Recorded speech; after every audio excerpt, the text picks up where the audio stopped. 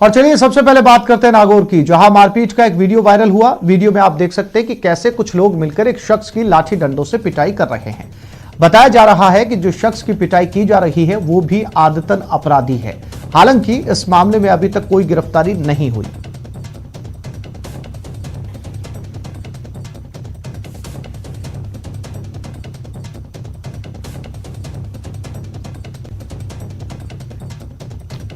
कल इसी तरीके का सरेआम गुंडागर्दी का वीडियो राजस्थान के कोटा शहर से आपने न्यूज 18 राजस्थान पर देखा था, और आज लगातार क्रम में दूसरा वीडियो नागौर से आया जिसमें सरेआम सड़क पर गुंडागर्दी की तस्वीरें साफ तौर पर देखी जा सकती हैं, जहां पर लोग खुद कानून हाथ में लेकर खड़े हैं।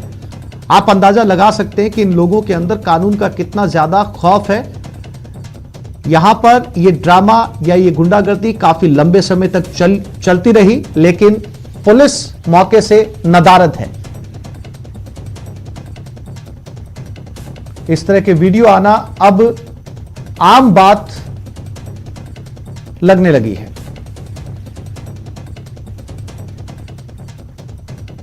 और इसी खबर पर ज्यादा जानकारी के लिए बात करते हैं हमारे संवाददाता महेंद्र के साथ। महेंद्र, ये जो वीडियो है ये ना केवल ये बताने में अपने आप में सक्षम है कि यहां पर कानून व्यवस्था का खौफ आम लोगों के बीच में बिल्कुल भी नहीं है।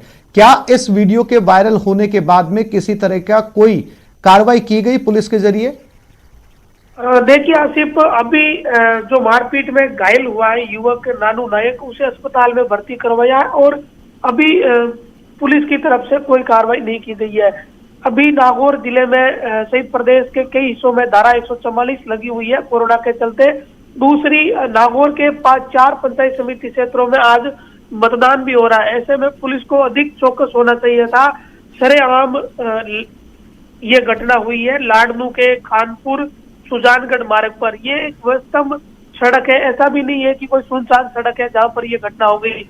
यहाँ लोगों की आवाजाही लगी रहती है। इसी रोड पर 3 दाड़े आधा दर्जन युवकों ने नायक नामक इस व्यक्ति को बाइक से रोककर इसके साथ मारपीट की है। ये रास्ते से जा रहा था। अब ये बताया जा रहा है कि नानू नायक खुद एक बदमाश प्रवृत्ति का है, तो ये आशंका जताई जा रही है कि इन दोनों पक्षों के बीच में कोई रंजिश नहीं होगी, इसी कारण इसे अकेला देखकर जो आधा दर्जन लोगों ने इसके साथ मारपीट की है। इसको अस्पताल में भर्ती करवा दिया गया है और अब आगे इसकी तरफ से क्या रिपोर्ट दी जाएगी उस हिसाब से पुलिस आगे की कार्रवाई करेगी। फिलहाल पुलिस ने इस संबंध में अभी कोई कार्रवाई नहीं की है। हैरानी इस बात की जरूर होती है कि जिले में दोनों ही की तरफ से दोनों की तरफ से कोई पुलिस स्टेशन गया था इस पूरे मामले की एफआईआर को लेकर? इस तरह की कोई जानकारी नहीं है कि जो पीड़ित है मारपीट का शिकार हुआ उसने रिपोर्ट दी हो या किसी दूसरे पक्ष ने इस संबंध में रिपोर्ट दी हो। लेकिन यहाँ जिले में धारा 144 लगी है। 4 पंचायत समिति क्षेत्रों में चुनाव भी, आज मतदान भी हो रहा है।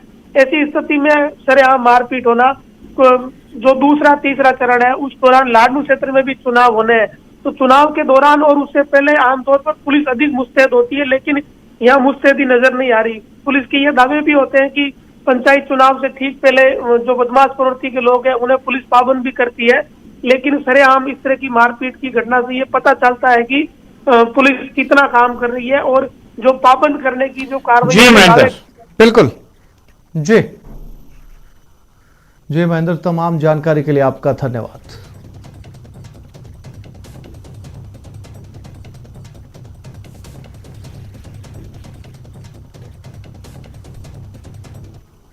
और अजमेर में बेहद ही शर्मनाक घटना सामने आई। नाबालिग बच्चों के साथ यहां कुकर्म किया जा रहा था, जिसे रंगे हाथों लोगों ने पकड़कर जमकर धुनाई कर दी।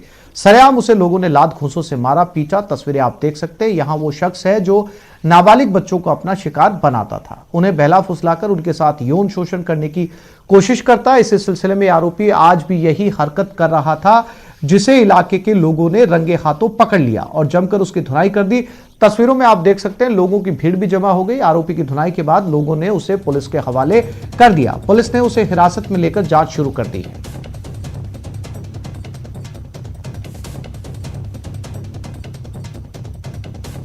और इसी खबर पर ज्यादा जानकारी के लिए बात करते हैं हमारे संवाददाता दीपक धादीज के साथ। दीपक, जैसा कि हमने अभी जो जानकारी मिली उसके अनुसार ये आदतन बच्चों के साथ यौन शोषण का अपराधी है।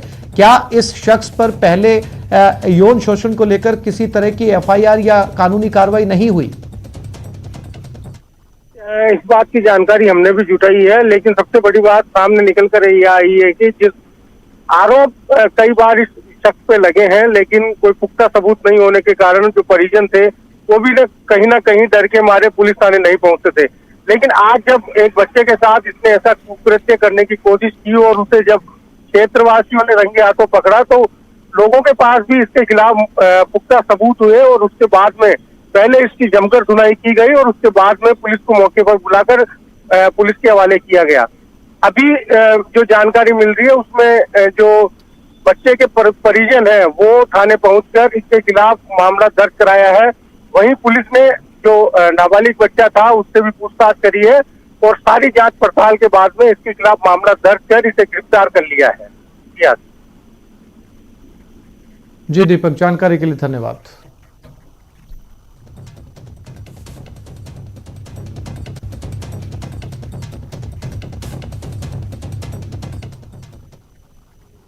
वहीं अपराधियों के खिलाफ पुलिस एक्शन में है। एक तरफ जहां अलवर जिले में पुलिस ने चैन स्नेचरों को गिरफ्तार किया, जिले की महिलाओं को बड़ी राहत मिली है, तो वहीं एक बड़े ऑपरेशन के तहत जोधपुर पुलिस ने एक ऐसे गैंग का पर्दाफाश किया है जो चेक के जरिए बैंक से बड़ी रकम निकालकर आम लोगों को चूना लगा रहा था।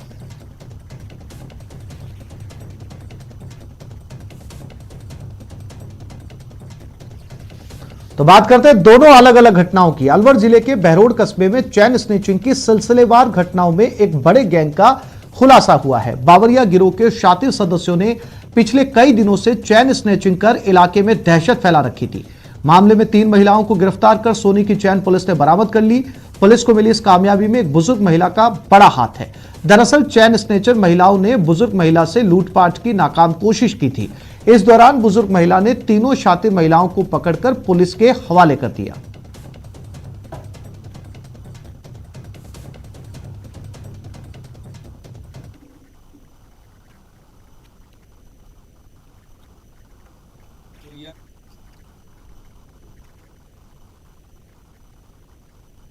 शांति कौर सज्जन कौर है, तो पुलिया के नीचे उसकी चैन टूटने की एक सूचना उसने आकर थाने पे दी, जिसमें हमने तुरंत पुलिस भेज करके उस महिला का पता लगाया, सीसीटीवी फुटेज चेक किए, तो वो महिला 3 महिलाएं थी, 3 महिलाएं बता रही थी, तो उस के आधार पर हम 3 महिलाओं को ले गए, जिनसे पूछताछ और सख्ती से पूछताछ की गई, तो उन्होंने चैन तोड़ना और स्वीकार किया, जिनसे चैन बरामद भी हो गई है।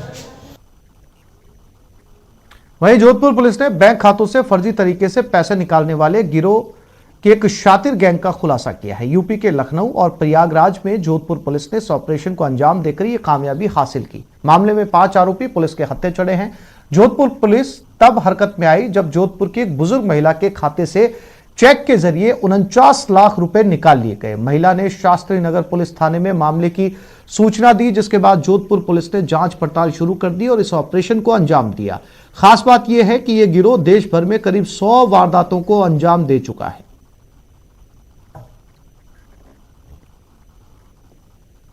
इस रिपोर्ट पर प्रकरण पंजीकृत करते हुए हम लोगों ने आगे बढ़े और इन्वेस्टिगेशन किया। तो खातों की जानकारी के आधार पे जो हमारी साइबर टीम है, तकनीकी रूप से जो विशेषज्ञ लोग हैं, उन लोगों ने इसमें मेहनत करके खाते दर खाते इनकी जानकारियां जुटाई और ये लोग यूपी के, तो हमारी टीम वहां पहुंची और 5 लोगों को इस मामले में गिरफ्तार किया। कोटा के विवेकानंद नगर में चाकूबाजी का वीडियो सोशल मीडिया पर वायरल हो रहा है। वीडियो में आप देख सकते हैं कि कैसे एक युवक सरेआम कुछ लोगों पर चाकू से हमला कर रहा है। वीडियो वायरल होने के बाद पुलिस ने भी कार्रवाई करते हुए आरोपी युवक को गिरफ्तार कर लिया है। पुलिस की माने तो युवक पर पहले से ही कई मामले दर्ज हैं।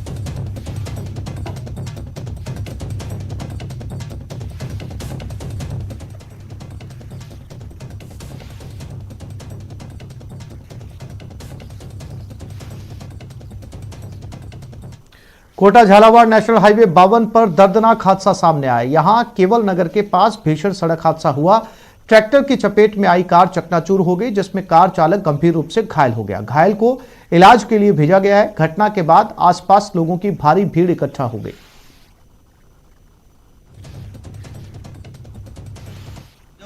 टेलर के नीचे जो गाड़ी दबी हुई थी उसके अंदर आदमी हिल रहा था, तो मतलब वो ठीक था। तो जैसे पूरे गांव वालों की मदद करें, सारे गांव वाले आए और उन्होंने सबने मदद की हिसाब से उसको निकाला, बाहर निकाला और निकाल के उसको आगे भेज दिया। बारां के अंतरनेशनल हाईवे 27 पर दुर्घटनाओं का सिलसिला लगातार जारी है। गत 3 दिनों में हुए हादसों में 3 युवकों की जान जा चुकी है। आज हाईवे के बटावदी टोले के बाद ट्रोले और बाइक में हुई टक्कर में एक युवक की मौत हो गई। तस्वीरों में आप देख सकते हैं सड़क पर किस तरह से ट्रोले और कई वाहन आपस में भिड़े हुए हैं। दुर्घटना का कारण NH 27 पर चल रहा पलायथा और बारां के बीच चल रहे निर्माण कार्य को बताया जा रहा है और निर्माण करने वाली कंपनी की ओर से सुरक्षा की कोई व्यवस्था नहीं की जा रही। आपको बता दें कि पूर्व में भी इस तरह की घटनाएं हो चुकी हैं, लेकिन अभी तक निर्माण कंपनी और स्थानीय प्रशासन की ओर से कोई भी कदम नहीं उठाया गया।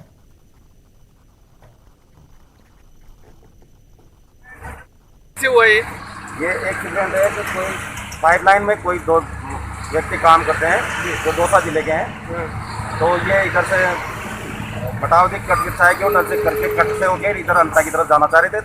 अंता की साइड से रॉन्ग साइड से एक ट्रेलर आया जो कट पे सीधी उसने उसके टक्कर मार दी। मोटरसाइकिल उसमें फंस चुकी है। दोनों को तुरंत हॉस्पिटल द्वारा पहुंचा गया है, जिनमें से एक व्यक्ति की शायद मृत्यु हुई थी।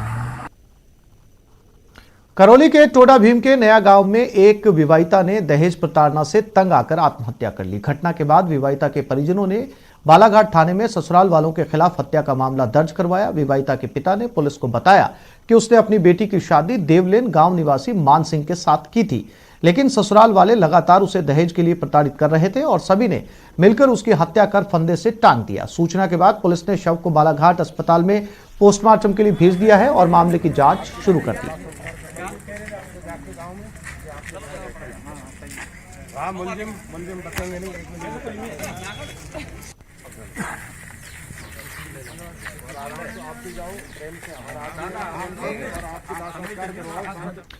कोरोना को लेकर जहां सरकार एहतियात के तौर पर शिक्षण संस्थानों और कोचिंग के साथ विद्यालयों को बंद रखने का आदेश दिया है, वहीं जोधपुर के सरदारपुरा में कोचिंग सेंटर में बच्चों को बुलाकर पढ़ाया जा रहा है। इतना ही नहीं, कोचिंग क्लास के दौरान मास्क और सोशल डिस्टेंसिंग का भी ख्याल नहीं रखा गया। सूचना के बाद कोचिंग सेंटर पर पहुंची पुलिस ने 17 बच्चों को कोचिंग में पढ़ते हुए पाया। पुलिस ने तत्काल कोचिंग संचालक को गिरफ्तार कर मामले की जांच शुरू कर दी है।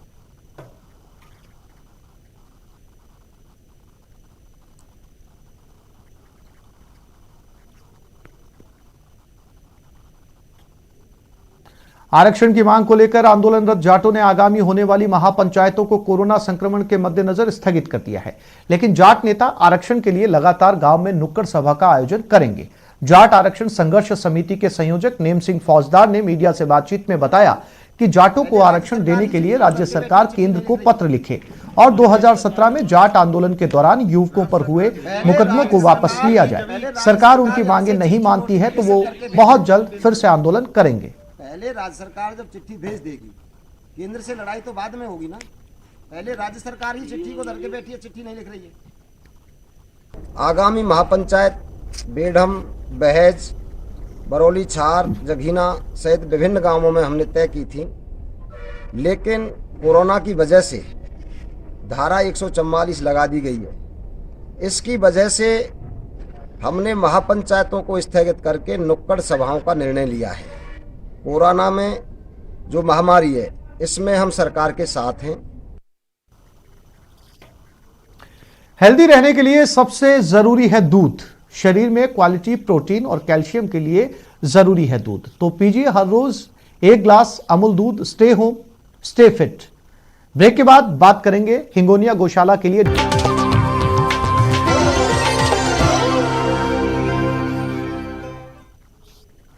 आगे बढ़ते हैं। कोरोना पर सीएम गहलोत की अहम बैठक है। पीएम की वीसी की तैयारियों पर भी चर्चा होगी। कोरोना वैक्सीन डिस्ट्रीब्यूशन पर भी चर्चा की जाएगी। नाइट कर्फ्यू, कोरोना रोकथाम पर चर्चा की जाएगी। सीएम आवास पर 5:30 बजे इस बैठक का समय तय किया गया है।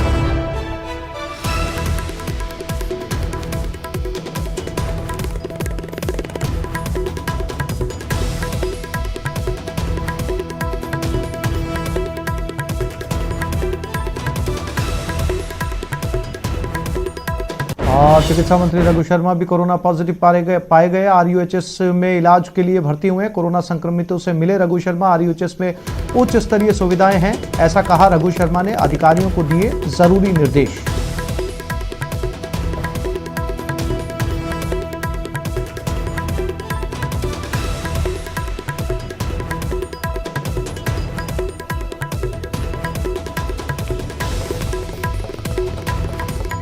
कोरोना पर लगाम लगाने के लिए सरकार जहां सख्त रुख अपना रही है, तो वहीं जयपुर के बैंड बाजा व्यापारी नाराज नजर आ रहे हैं। तमाम बैंड बाजा व्यापारियों ने इसे लेकर एडिशनल कमिश्नर राहुल प्रकाश से मुलाकात की और उन्हें ज्ञापन भी सौंपा। व्यापारियों की मांग है कि सरकार बारात निकालने पर पाबंदी को हटा ले और कम से कम 50 मीटर बारात निकालने की इजाजत दे।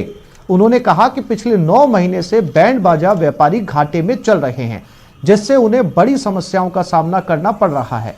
आपको बता दें कि बैंड पर तो कोई पाबंदी नहीं है, लेकिन बारात निकालने पर पाबंदी जरूर है। वहीं शादी के लिए भी स्थानीय एसडीएम की परमिशन जरूरी है।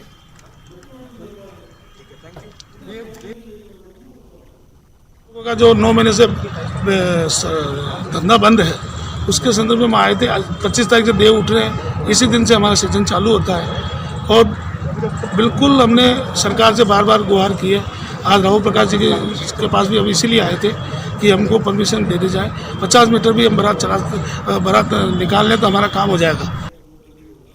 और सीएम गहलोत का बड़ा फैसला, सैनिक स्कूल के छात्रों की स्कॉलरशिप को बढ़ाया गया। स्कॉलरशिप के साथ आय सीमा भी बढ़ाई गई। राजस्थानी छात्रों को इसका फायदा मिलेगा। स्कॉलरशिप बढ़ाकर 15,000 रुपए से 37,500 रुपए कर दी गई है। 3 लाख आय सीमा वालों को फुल स्कॉलरशिप, 5 लाख आय सीमा वाले छात्रों को 75% स्कॉलरशिप मिलेगी।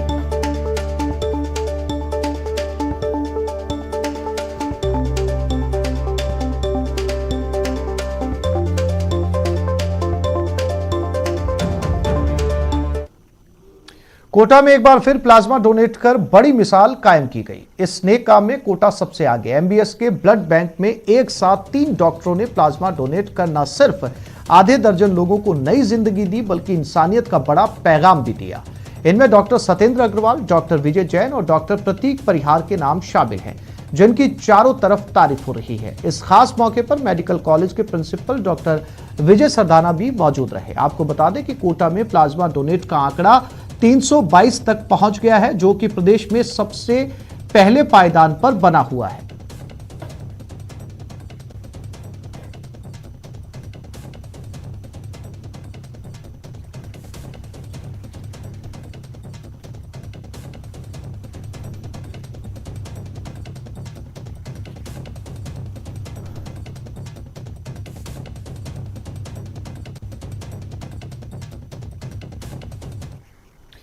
जयपुर स्थित हिंगोनिया गौशाला में बदहाली का मामला एक बार फिर से तूल पकड़ने लगा है। गौशाला की बदहाली के लिए जयपुर नगर निगम के बंटवारे को भी जिम्मेदार माना जा रहा है। अब ग्रेटर नगर निगम की मेयर इस मामले में बड़े एक्शन की तैयारी में है।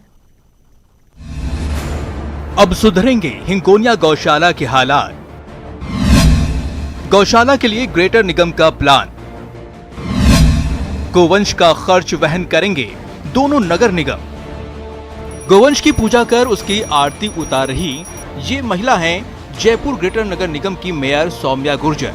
सौम्या ने रविवार को हिंगोनिया गौशाला का दौरा किया और गोवंश की हालत देखकर परेशान हो गई। गौशाला संचालित करने वाले अक्षय पात्र फाउंडेशन को जयपुर ग्रेटर नगर निगम भुगतान करता है।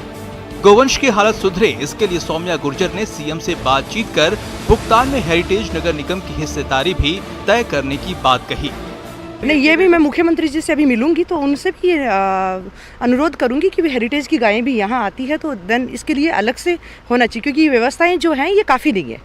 और दोनों दोनों नगर निगम मिलकर भुगतान करें ऐसी? बिल्कुल, दोनों नगर निगम का, हाँ, ये भी रख सकते हैं अपन, क्योंकि अकेले एक के ऊपर बोझ नहीं पड़े। हाँ, क्योंकि गायें तो पूरे जयपुर शहर की ही आ रही है यहाँ, तो मुख्यमंत्री जी से इसकी गौशाला की भी बात रखूंगी। वहीं दूसरी ओर हिंगोनिया गौशाला पहुंची हेरिटेज नगर निगम की मेयर मुनेश गुर्जर ने भी गोवंश का जायजा लिया और वहां के हालात पर चिंता जाहिर करते हुए गौशाला की बेहतरी के लिए हर संभव सहायता करने का भरोसा दिया। एक्चुअली अभी नगर निगम बटे हैं, गौशाला नहीं बटी है। ऐसा आपको जिसने कहा है मुझे नहीं पता, पर गौशाला का कोई बंटवारा नहीं हुआ है। अगर ग्रेटर में वैसे तो गौ सेवा सबसे बड़ी सेवा है, ये ग्रेटर में आती है तो भी मैं सेवा के लिए अग्रसर रहूँगी। हेरिटेज में आती है तो मैं प्रॉपर पूरा करूँगी। गौ सेवा के लिए कोई पॉलिटिक्स नहीं, कोई बंटवारा नहीं। गौ सेवा होती है। मानव धर्म बनता है मेरा, मानव होने के नाते, कि मैं गौ सेवा करूँ। फिलहाल शहर की सरकार बने अभी कुछ ही दिन बीते हैं, लेकिन ग्रेटर नगर निगम और हेरिटेज नगर निगम के बीच गोवंशों को लेकर सियासत शुरू हो गई है, जिसमें दोनों नगर निगमों की मेयर बढ़-चढ़ कर गौ सेवा का दावा कर रही हैं, जो गौशाला के कल्याण के लिए एक शुभ संकेत है। दीपक व्यास, न्यूज़ 18 राजस्थान।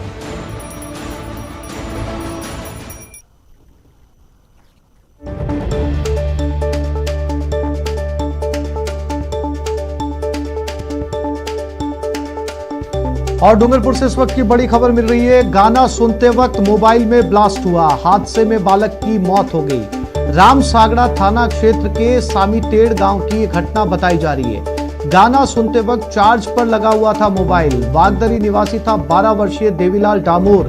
पुलिस ने जिला अस्पताल की मोर्चरी में शव को रखवा दिया है।